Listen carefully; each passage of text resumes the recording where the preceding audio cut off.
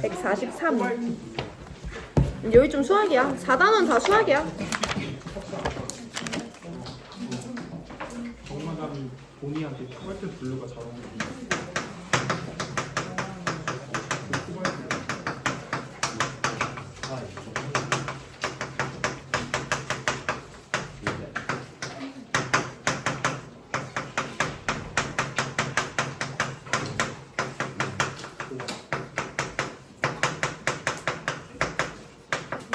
근데 니네 진짜 웃기더라. 그 뭐랄까 시험 기간 됐을 때 내 유튜브 조회수가 그 사인수가 바뀌어.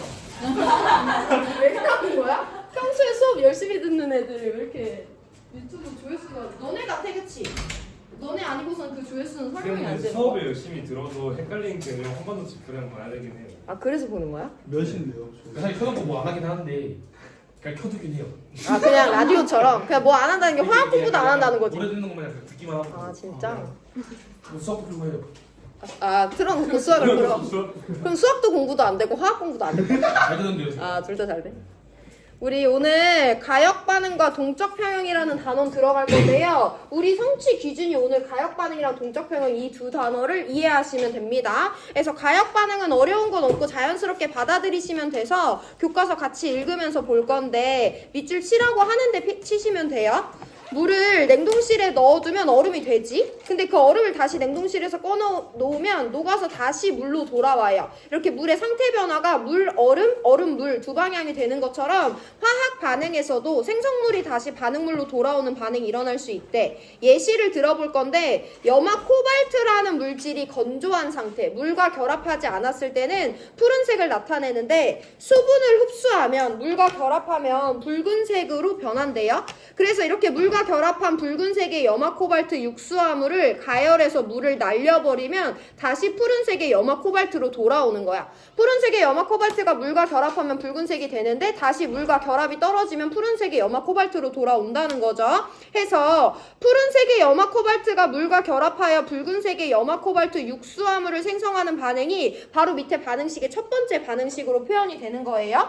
그리고 염화 코발트 육수화물이 물을 잃고 다시 푸른색의 염화 코발트가 되는 반응이 그 밑에 두 번째 반응식이 있는데 둘 다 일어날 수 있대요. 그래서 우리는 이 두 가지 반응을 따로따로 표현하면 너무 귀찮으니까 어차피 이 각각의 반응에 관여하는 물질은 세 가지 동일하죠. 해서 그 밑에 박스에서처럼 양방향 화살표를 이용해서 반응식을 함께 나타낼 수 있습니다. 그럼 그 밑에 밑줄 칩니다.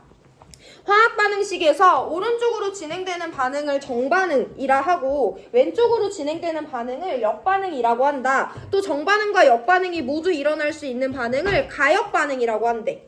근데 그 밑에 줄 끝에 한쪽 방향으로만 진행되는 반응도 존재하는데 그런 반응은 비가역 반응이라고 구별지어서 부릅니다. 그래서 일단 간단하게 가역 반응을 볼 건데 대표적인 예시 밑에 나와 있는 것처럼 우리가 물을 갖고 있었어. 냉동실에 넣으면 그 물은 얼음이 돼요.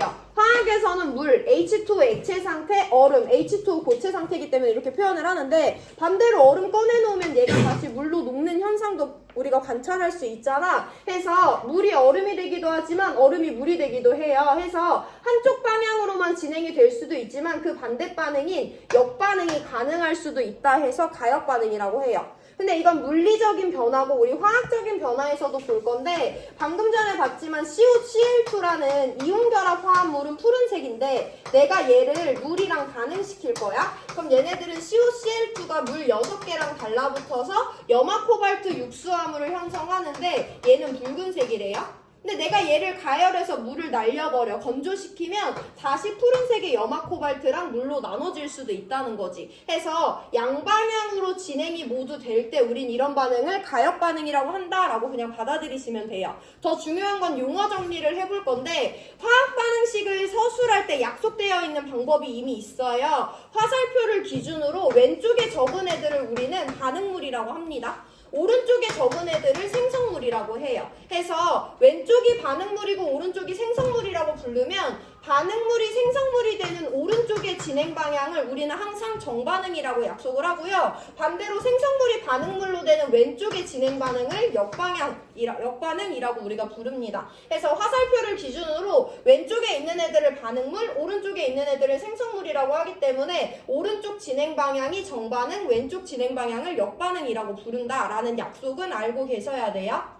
그럼 조금 더 우리한테 익숙하고 친숙한 반응식을 이용해서 가역 반응 한 번 더 연습하고 넘어갈 건데, 우리 1단원에서 질소가 수소를 만나면 암모니아가 합성이 되는데, 이건 우리가 비료를 만들 때 많이 사용한다고 했었죠. 근데 사실 이 반응은 가역 반응이기 때문에 암모니아가 질소랑 수소로 나눠질 수도 있어요. 그럼 반응식에서 이렇게 양방향 화살표를 주면 아, 이게 가역 반응이구나 라는 것만 인지하시면 됩니다. 그러면 얘네들이 반응물이고 얘네들이 생성물이고, 암모니아가 합성되는 과정이 정반응이고 반대로 암모니아가 분해되는 반응을 역반응이라고 하지. 근데 문제마다 반응식을 자기가 필요한 방법으로 주는데, 반대로 NH3가 질소 1개랑 수소 3개로 분해되는데 이 반응을 이와 같은 형식으로 줄 수도 있어요. 그럼 이렇게 주면 아, 양방향이네, 얘 가역 반응이구나 받아들이시면 되고요. 화살표를 기준으로 왼쪽에 있는 애들이 반응물, 오른쪽에 적힌 애들이 생성물이기 때문에 이번에는 아까와 반대로 암모니아가 분해되는 반응을 정반응으로서 제시해 준 거고, 암모니아가 합성되는 과정을 역반응으로서 제시를 해준 거예요. 그냥 그때그때마다 누가 반응물인지 생성물인지 화살표 기준으로 약속된 방법대로 해석하시면 됩니다. 그리고 많은 질문이 들어오는 게, 선생님 그럼 모든 반응이 가역인지 비가역인지 외우고 있어야 되나요? 하는데 그럴 필요는 없는데요. 우리가 비가역 반응으로서 알고 있어야 되는 종류가 하나 있어요. 연소 반응이 대표적인 비가역 반응이야. 왜냐면 내가 누군가를 태웠어. 그럼 얘 어떻게 되니? 검정색 재가 되면서 물이랑 이산화탄소 날아가잖아. 얘가 이미 탔는데 우리가 이걸 다시 원상태로 복원시킬 수는 없죠. 그래서 대표적으로 예를 들면 메테인을 태우면 CO2랑 H2O가 생성되는데, 얘는 대표적인 비가역 반응으로서 양쪽 방향으로 표시할 수 없어요.